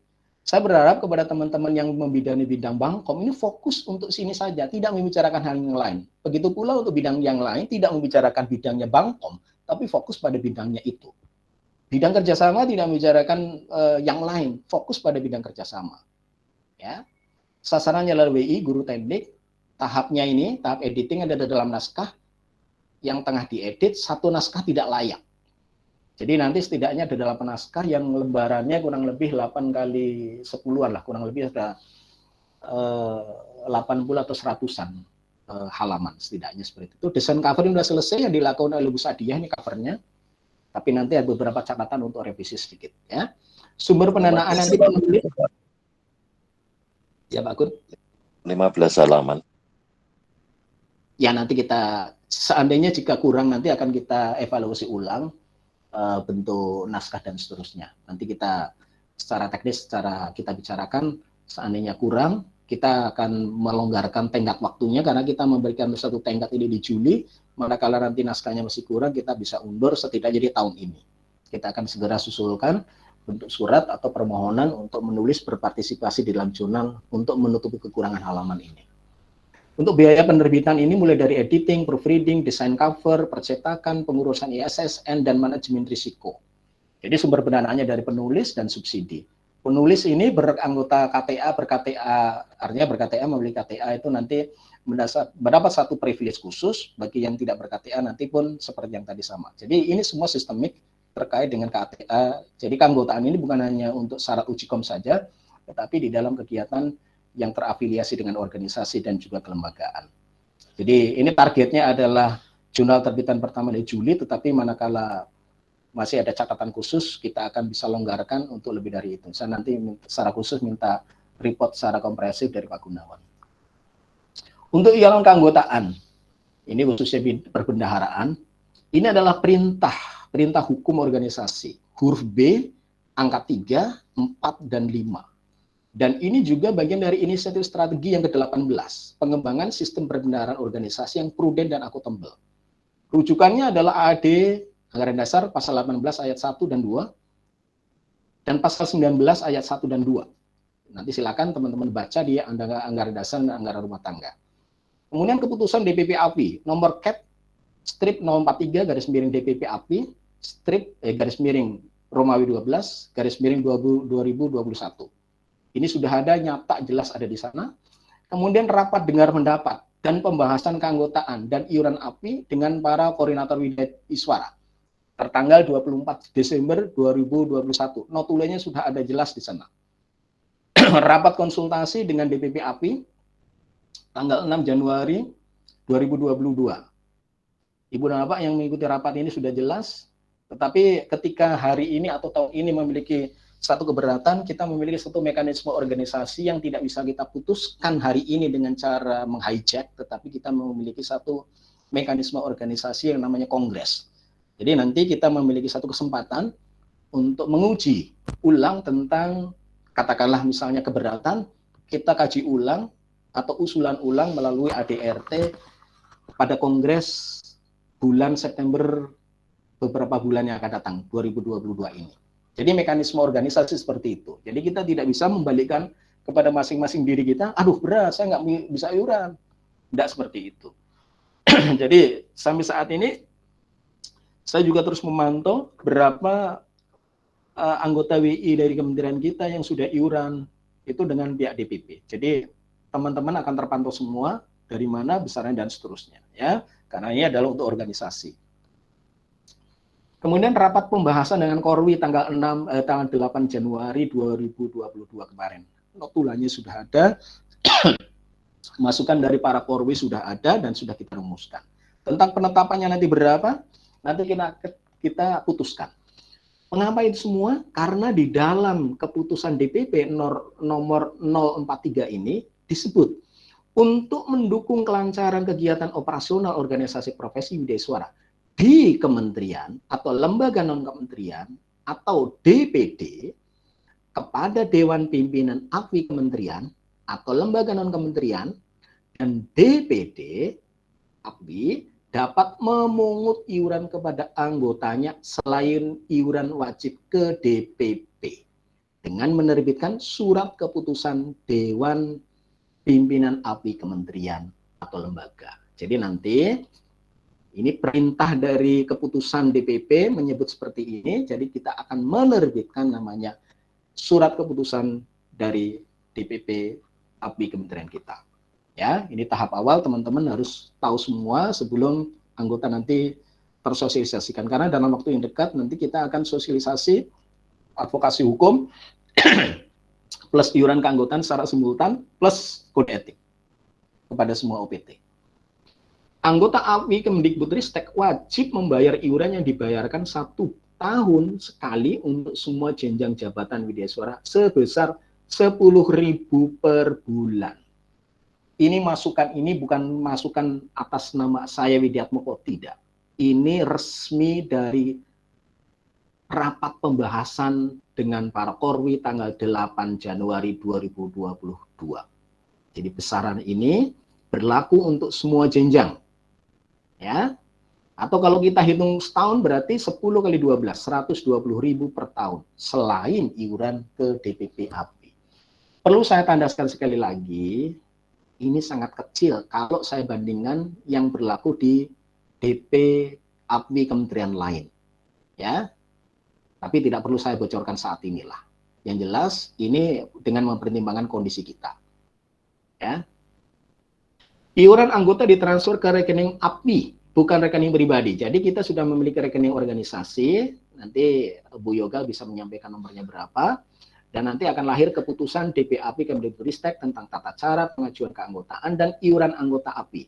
Kemarin sudah didraftkan oleh Ibu Dewi, Wakil Bendahara, tentang keputusan ini belum saya review, nanti pasti ada koreksi, akan kita terbitkan dan akan kita sosialisasikan kepada para anggota di kementerian kita. Ya, ini terkait dengan landasan atau pondasi yang paling dasar ini ke sini. Ini sistem perbendaharaan organisasi yang prudent. Nah, bentuknya apa? Bentuknya ini. Bentuknya ini. Keputusan DP Kemdikbud API Kemdikbudristek tentang iuran keanggotaan, karena rujukan hukumnya adalah huruf B angka 3, 4, dan 5. Nanti bisa dilihat kembali.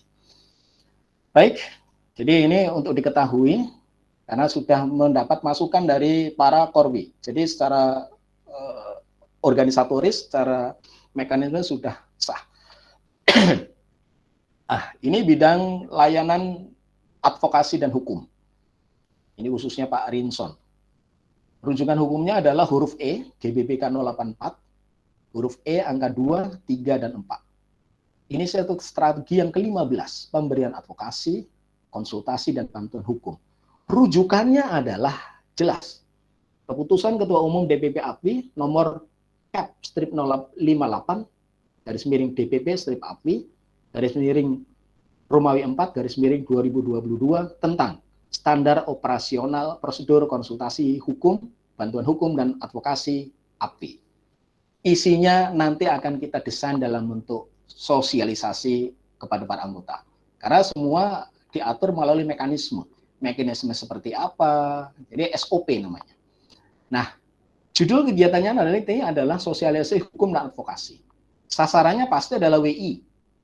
Ya, WI ya. Jadi untuk sementara ada WI yang WI semua, karena ini mencakup semua. Boleh jadi yang hari ini mau membayar tapi terkendala karena jaringan listrik akhirnya nggak jadi bayar. Berarti jadi termasuk ini WI yang ber-KTA atau yang belum ber-KTA.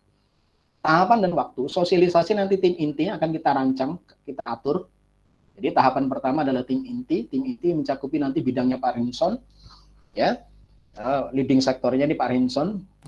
Kita membutuhkan orang-orang yang kalau tadi di dalam tim namanya komite etik, ini adalah orang-orangnya yang duduk di sana adalah memiliki satu kematangan emosional dan juga memiliki satu kejernihan pikir dan intelektualitas yang berbeda. Jadi orang-orang yang duduk nanti di dalam komite etik itu pasti memiliki ciri yang berbeda dengan orang-orang yang duduk di layanan advokasi. Nah, Pak Rinson untuk leading sektor advokasi dan hukum nanti akan berada di tim sini, Pak Rinson. Ya, ini tahapannya kita atur. Yang pertama adalah tim inti, kemudian sosialisasi WI di UPT, kemudian penanggung jawab atau PIC di setiap UPT itu bagaimana, kemudian tautan aduan. Tautan aduan ini sudah di draft oleh Ibu Emi, karena di dalamnya itu berbicara tentang nama orang yang mengusulkan atau nama yang mengadu,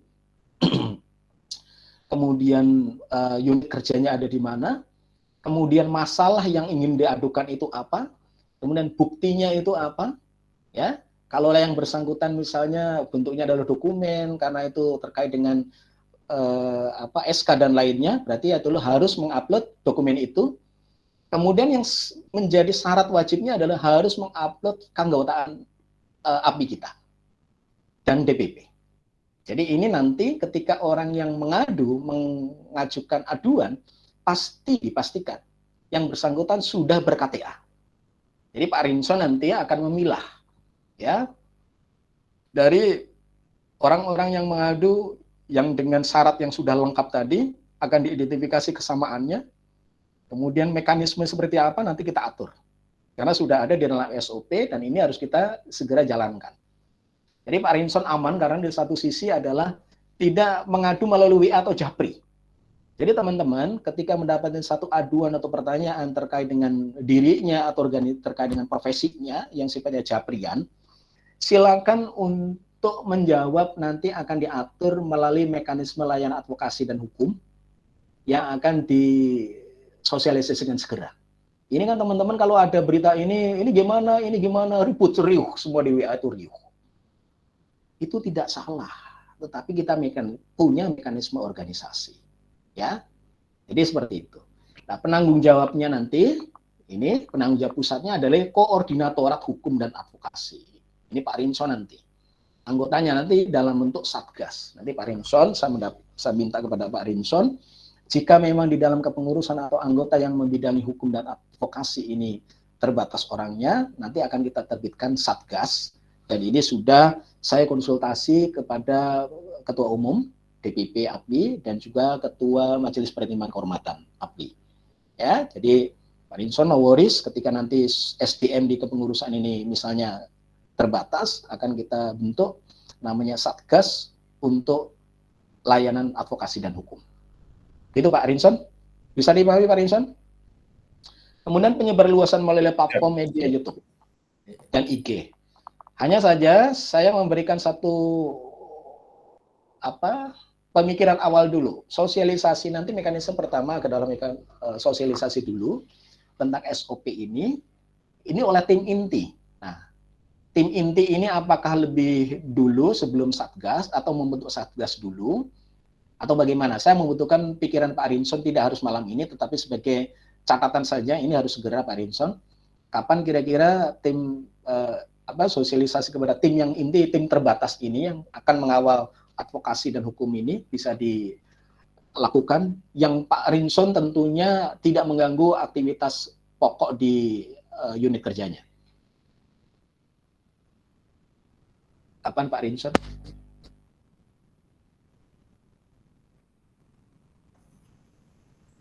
Putus suaranya Pak Widatmoko. Kapan Pak? Mungkin awal Agustus Pak Widatmoko. Baik, awalnya ini hari apa? Kita kalau hari kerja Pak Rinson nanti terganggu, kita meminta di hari Sabtu Pak. Karena konsekuensi dari kegiatan ini bagaimanapun semua akan terkait dengan pendanaan, pasti Pak. Jadi no worries Pak. Iya. Itulah gunanya.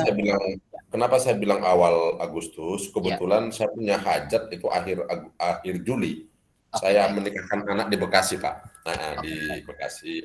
Jadi setelah selesai itu baru saya bisa fokus lagi. Oke, Pak. Bapak kasih ancang-ancang awal draft saja. Tidak apa-apa nanti mengalami perubahan. Kira-kira tanggal awal Agustus ini hari Sabtunya tanggal 6, Pak. Apakah Bapak mau tanggal 6? Saya tuliskan tanggal 6 dulu. Karena ini segera saya akan report kepada sekretaris untuk disosialisasikan. 6. Kalau tidak salah saya memang ikut kemarin cuma sepotong-sepotong karena kondisinya kan kode etiknya itu kan sudah disusun DPP ya. Iya. Ya, betul. Tinggal nanti mungkin di Japri minta tolong saya Pak Widatmoko dikasih ke kita baru nanti kita rekonstruksi supaya nanti mungkin pemahamannya bisa lebih. Iya. Baik. Oke. Terima kasih. Untuk yang kode etik ini berbeda dengan advokasi dan hukum, Pak. Jadi ini rujukannya berbeda, tapi kita memiliki rujukan hukum di organisasi huruf E angka 2, 3, dan 4. Jadi advokasi dan konsultasi bantuan hukum. Jadi pekerjaan Bapak ini terkait erat dengan rujukan hukum. Jadi kerja kita ada koridor hukumnya, ya. Nah, 6 Agustus ini istilahnya TOT-nya lah, karena tim inti. Karena tim inti nanti itu memiliki satu pergerakan di masing-masing UPT. Apakah nanti UPT-nya itu kita bagi wilayah Sumatera, berarti cakupannya adalah BB, GP di Sumatera, dan BP, PPMPV yang ada di Sumatera. Apa seperti ini, kemudian ada Jawa, nanti kita atur kepada timnya Pak Rinson melalui Satgas, ya, nanti kerangkanya dalam bentuk Satgas, Pak. Ya. Kemarin kita punya WA group ya, nggak tahu masih hidup apa nggak WA group. Ya, WA ini nanti kita kaji ulang, Pak. Kita lebih dari WA, tetapi nanti dalam bentuk keputusan nanti saya buat, saya minta kepada sekretaris untuk mendraftkan, dan keputusan ini nanti mengikat kepada anggotanya. Kan kita juga butuh evaluasi, Pak, ya. Ada yang merasa keberatan, sehingga di dalam struktur yang baru nanti ada sedikit beberapa pergeseran. Plus nanti di dalam Satgas ini pasti akan diinjeksi dari sumber SDM WI yang dianggap atau dipandang penting, ya, memberikan kontribusi. Jadi itu, Pak. Nah, tahapannya nanti setelah ini adalah sosialisasi WI di UPT. Jadi ada wilayah Sumatera, Jawa, atau nanti mekanisme kita hitung berapa UPT-nya. Karena ada yang namanya di bawah Direktorat ada di bawah Sesjen, khusus Pusdiklat, ada di bawah Dirjen Pendidikan Vokasi yang bernama BPPPMPV dan BPPMPV, ada yang miliknya Dirjen GTK, XP4TK. Kalau bisa Pak Widiatmoko, tanggal 6 itu kita kita tim inti.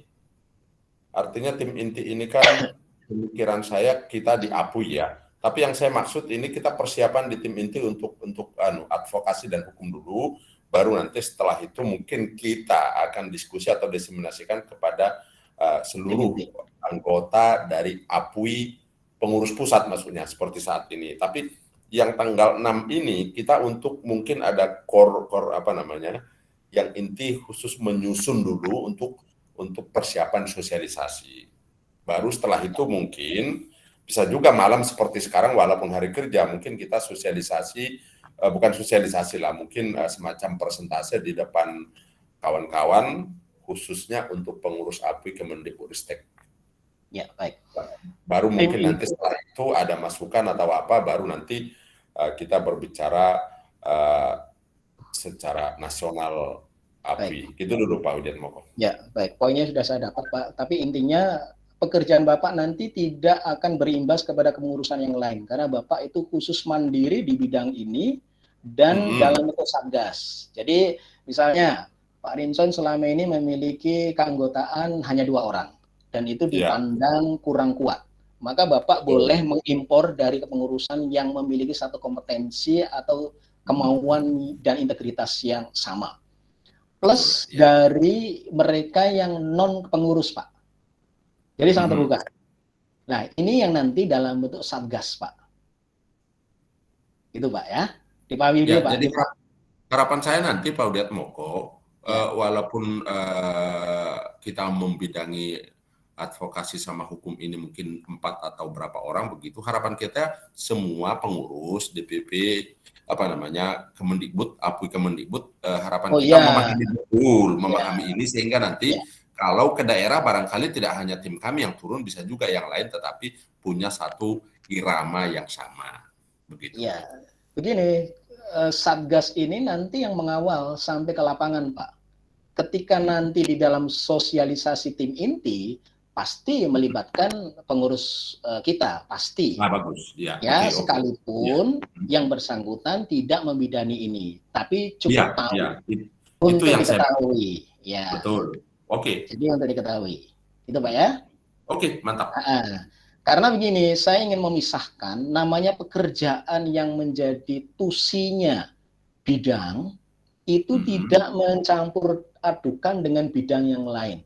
Pak Rinson bidangnya khusus ini, tidak ngerecoki bidang yang lain. Itu, Pak. Bidang kerjasama, ngomong kerjasama, tidak ngurusi tentang yang lain-lain. Jadi semua fokus pada bidang masing-masing. Ini gunanya kita memilah, mengevaluasi. Saya semakin lama kan lama-lama makin kenal. Sekalipun saya lama bergaul dengan Ibu dan Bapak di kepengurusan, ini kan teman-teman lama semua di tim berbagai macam tim.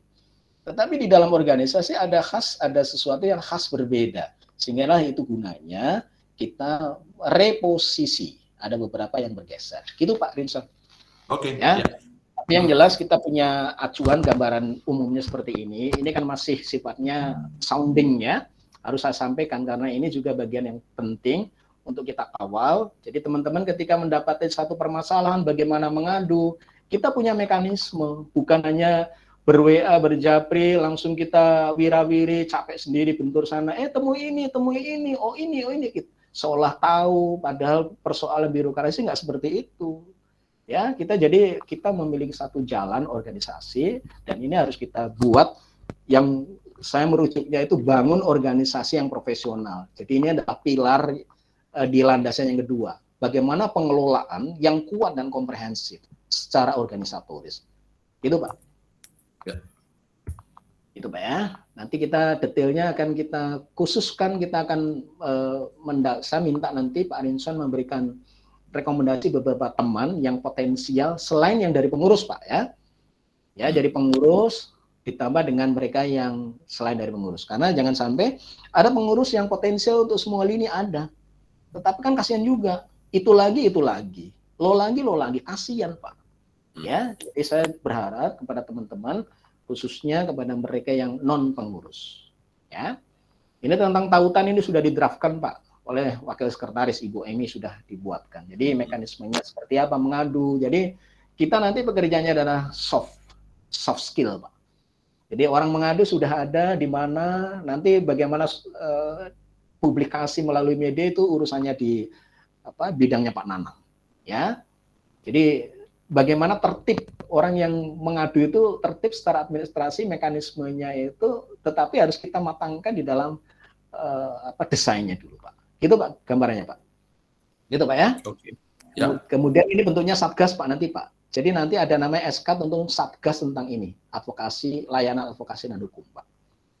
Gitu Pak. Dan ini sudah saya konsultasi dengan Ketua Umum DPP dan Ketua NPK. Itu Pak. Ini nanti keterlibatnya ada Pak Nanang juga. Jadi Pak Nanang sekalipun tidak di bagian ini, mau tidak mau ada di bagian ini Pak. Ya, itulah peran pentingnya media dan publikasi. Nah, ini sudah diatur Pak. Ya, untuk yang berikutnya adalah sosialisasi kode etik kepada UPT. Ini huruf D angka 2. Ini kemarin sudah, cuman mekanismenya bagaimana UPT-nya seperti ini Pak. Judul kegiatan sosialisasi kode etik di masing-masing UPT. Ya, ini WI yang belum ber-KTA atau yang sudah ber-KTA. Ya. Sosialisasi tim inti kemarin, saya anggap kemarin tanggal 25 Juni adalah tim inti, Pak. Sekalipun bentuknya belum tim inti, tetapi nanti akan kita pertegas melalui bentuk sama Satgas juga, Pak. Nah, ini bidangnya siapa tentang kode etik, apa di bagiannya Pak Arinson atau bukan, nanti kita lihat. Atau bagian dari komite etik yang baru saja akan kita bentuk Pak, akan kita resmikan Pak. Ya, jadi kalau tadi Pak Arinson itu layanan hukum, kode etik nanti bagiannya komite etik dan kode dan perilaku profesi Pak. Jadi Pak Arinson tidak di sini Pak Arinson, aman Pak. Ya, nah ini kriterianya seperti apa? Mereka yang memiliki satu kematangan emosional, kejernihan berpikir, ya, pengendalian emosi, kemudian ketajaman analisis, kemudian memiliki satu intelektualitas. Jadi kalau istilahnya itu bukan hanya tentang intelektualitinya saja, tetapi etikability. Jadi ada etikability, jadi memiliki kematangan emosi. Ya, kita tua, tetapi banyak juga yang tua tidak stabil kematangan emosinya ada dan banyak Pak. Tetapi ada juga yang orang sudah tua dan matang, cara berpikirnya, bersikap, arif, yang kita cari yang seperti ini. Gitu Pak ya. Nah, sosialisasinya kemarin tanggal 25 akan kita perkuat melalui mekanisme tim inti khusus, nanti bentuknya adalah bentuk Satgas dan seterusnya. Nah, penyampaian naskah kode etik dan kode perilaku ini di Sesjen kemarin sudah kita lakukan tanggal 27 Juni. Karena ini mau tidak mau Ibu Sesjen nanti melalui Biro Ortala ini juga wajib tahu. Ini sudah kita lakukan surat resmi penyampaian kode etik dan perilaku secara lembaga di birokrasi kita. Nah, nanti dari Biro Ortala itu didisposisi ke Dirjen GTK, kemudian Dirjen Pendidikan Vokasi, itu otomatis ada di sana. Mengapa kita tidak langsung bersurat kepada masing-masing? Tidak, Pak. Tidak ke Dirjen Vokasi, tidak ke Dirjen GTK, cukup dengan Sesjen. Karena Sesjen lah yang memiliki satu peran di dalam pembinaan BI di instansi pengguna. Nah, jadi bahasa hukumnya seperti itu. Sementara GTK sama Vokasi itu adalah lebih terkait dengan teknis. Ya. Nah, ini yang kita desain, ini belum kita infokan. Jadi setelah kemarin sudah ada sosialisasi sistem inti, ya nanti kita ulang, ya, lalu sosialisasi WI di setiap UPT. Apakah pembagian UPT-nya nanti waktunya bersamaan? Apakah nanti bersamaan waktunya dengan timnya Pak Arinson? Ya, itu terserah nanti. Karena yang penanggung jawabnya ini adalah Komite Etik dan Perilaku Profesi yang ada di dalam susunan kepengurusan yang baru. Ini penyebarluasan melalui platform di YouTube dan seterusnya pasti melibatkan di timnya Pak Nanang. Ini gambarnya seperti ini belum saya umumkan hari ini, siapa yang akan duduk di Komite Etik dan Perilaku Profesi. Gimana Pak? Saya sekali lagi ingin tandaskan tentang logo organisasi kita dan nama organisasi. Jangan sampai namanya sebut, IWI gimana, ujung-ujungnya kalau ada apa berita yang nggak nyenangkan itu ujung-ujungnya lari ke IWI. Ya, kita namanya APWI. APWI jangan salah sebut, A itu asosiasi, P itu profesi, W itu Widesuara, I itu Indonesia. Kalau disingkat Asosiasi Profesi Widesuara, Kementerian Pendidikan Kebudayaan dan Teknologi, benar nggak? Nggak benar, kurang I. Berarti harus melengkapnya ketika kita menyebut nama singkatan, itu terasosiasi dalam pikiran kita, I itu Indonesia. Sering teman-teman sekalipun pengurus itu masih menyebut Asosiasi Profesi Widesuara, Kementerian Pendidikan, Kebudayaan, dan Teknologi. I-nya nggak disebut, padahal I adalah Indonesia. Ini sekali lagi, ini penting tapi elementer. Ya, ini penting sekali.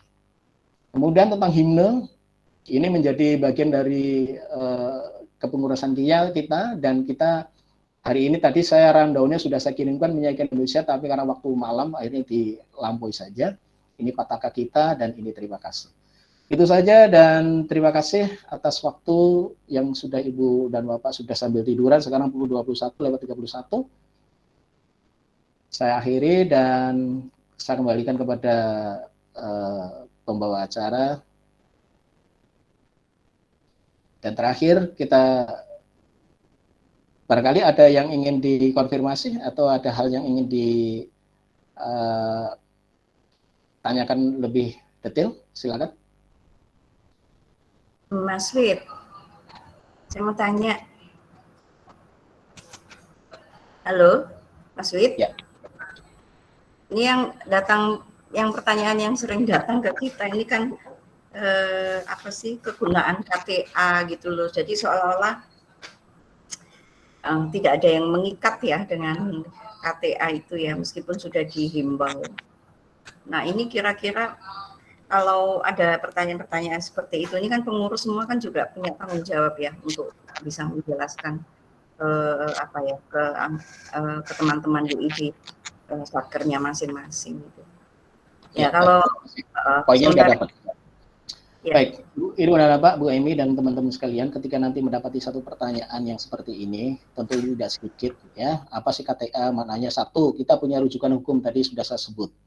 Semua WI ya wajib menjadi anggota organisasi. Itu jelas disebut di dalam peraturan perundangan. Itu yang perlu disampaikan kepada teman-teman, kepada mereka yang bertanya. Itu satu. Ya. Yang kedua, bagaimana tentang iuran? Saya sudah menyebut gambar rumah tadi. Pilar dasarnya adalah bagaimana mekanisme perbendaharaan yang akuntabel dan prudent. Ini sudah saya ulang-ulang tandaskan tentang gambar rumah ini. Jadi sistem perbendaharaan organisasi yang prudent dan akuntabel itu apa? Ini semua dalam rangka saya sekali lagi saya ingin perlihatkan sekali lagi ini. Di mana sih letak orang iuran itu? Ada di sini. Ya, ada di sini. Ini adalah pondasi paling dasar. Ini kalau pondasi ini nggak ada, pondasi yang kedua ada nggak? Nggak bisa jalan.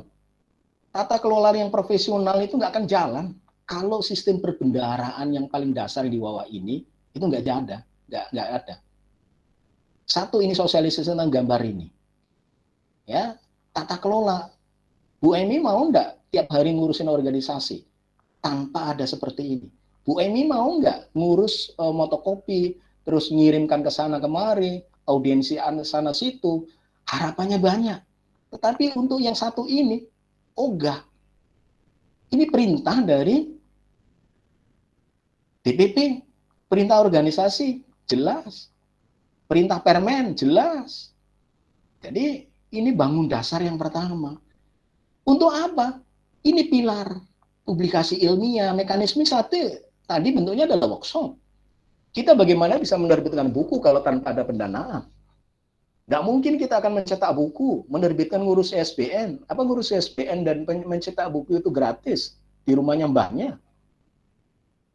Bagaimana kita melakukan kerjasama komunikasi antar lembaga kalau tidak disokong oleh pendanaan? Mau nggak kita naik Grab? Naik gratis. Turun nggak mungkin gratis. Turun bayar. Naik taksi. Naik gratis. Turun bayar. Advokasi dan hukum. Bagaimana mekanisme sampai pada persidangan?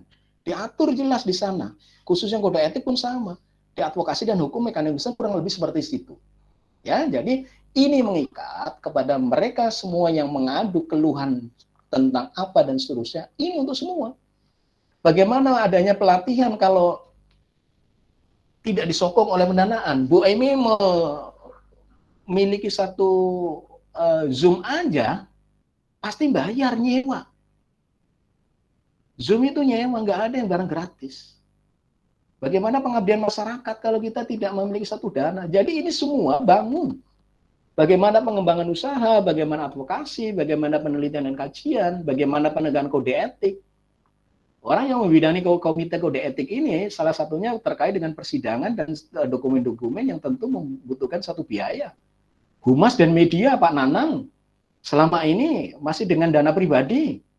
Hanya beberapa di antaranya kita bantu subsidi dengan keuangan yang sudah ada. Tapi lama-lama kalau kita gunakan habis. Dari mana? Dari sistem keuangan yang akuntabel. Itu gunanya, ya. Mudah-mudahan jawaban ini bisa menjawab keseluruhan. Kalau digunakan untuk apa? Baca rumah ini kepada mereka. Ya. Dan ini satu frekuensi saya dengan DPP. Jika tentang keberatan besarannya uang yang ada di DPP, nanti kita punya mekanisme organisasi melalui kongres. Silakan nanti teman-teman memiliki satu usulan untuk pengubahan di dalam klausul kode namanya ADRT yang ada di kita. Melalui apa? Melalui kongres. Jadi kita mekanisme dalam melalui kongres. Bukan berarti terus merasa berat lalu kita mogok, terus kita hijack, membajak, tidak mau iuran, tidak mau ini dan seterusnya, tapi tuntutannya tinggi. Mau grade-nya naik, mau tunjangannya naik, tetapi kalau dia perlu kita sadarkan mereka. Ya, gitu ya. Clear ya? Saya mungkin Pak Widiatmoko. Ya. Silakan Pak. Ya, baik. Terima kasih. Ya. Sorry. Baik, Ibu Bapak, saya mencoba mencermati dari awal dan beberapa webinar kemarin sehubungan dengan organisasi kita dan DPP. Pertama yang perlu digarisbawahi karena ini pasti pertanyaan akan muncul nanti dari lapangan. Khususnya memang masih lanjut dengan Bu Emi tadi, iuran. Iuran itu kan di sana jelas kelasnya dari pertama, muda, madya, utama. Yang perlu kita pahami, kalaulah jenjang widya iswara itu, kemudian penghargaan dalam tungkin itu sebanding dan selaras, mungkin pertanyaan bisa lebih kecil. Kenapa saya katakan begitu? Misalnya kawan-kawan saya di balai besar, dia madya, tapi tunkinnya dihargai muda. Nah, sekarang kalau tunkinnya dihargai muda, SK-nya madya, mereka mungkin akan berpikir, apakah saya bayar muda atau madya? Logika saya, Pak, mereka mestinya harus membayar muda, karena mereka masih dibayar tunkinnya muda. Tapi ini tentu Pak Widiatmoko jawabannya kita nanti di kongres atau apa. Tapi logika ini, saya mengajak kawan-kawan bagaimana membuat narasi biar mereka memahami bahwa apa yang diputuskan DPP kita mencoba menjembatani sehingga nanti mereka bisa memahami dan melaksanakan. Ini yang penting. Jadi konteksnya di sini saya bukan protes, bukan bertanya Pak Widiatmoko, tetapi apa narasi yang kita buat supaya itu terbangun. Kemudian pada saat kita melihat memang dari aturan itu apapun urusan kita dengan urusan ke-UIN itu memang harus mencantumkan kartu APWI. Kami mencoba kemarin dari lembaga mau melakukan uji kom.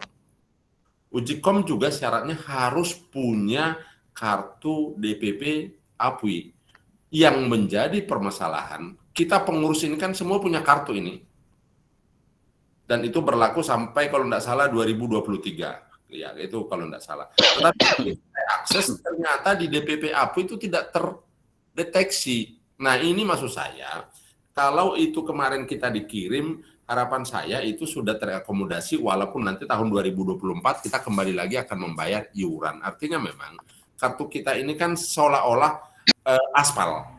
Padahal sebenarnya asli, tetapi tidak terdeteksi. Ini benar-benar bertanya